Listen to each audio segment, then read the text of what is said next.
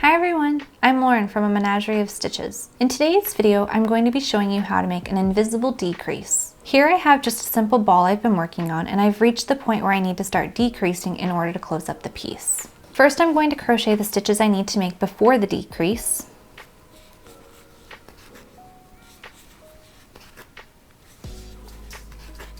Now it's time to make the decrease. Each stitch has two loops, a front loop and a back loop. For invisible decreases, we only work through the front loops. The back loop will be left untouched.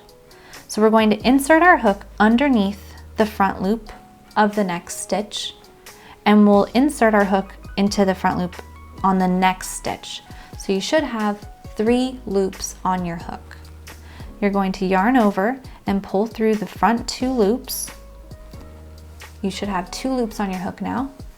You're going to yarn over again and pull through the remaining 2 loops. And that is an invisible decrease. So let's do that again.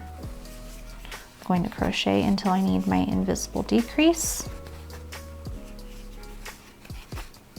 All right, so you're going to insert your hook under the front loop of the first stitch, insert your hook under the front loop of the second stitch. Now you have 3 loops.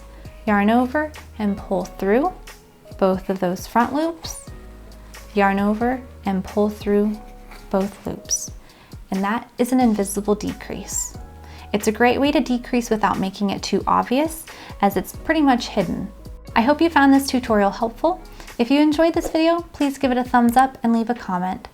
Make sure to subscribe to my channel for more crochet tutorials and free patterns. Happy crocheting, friends!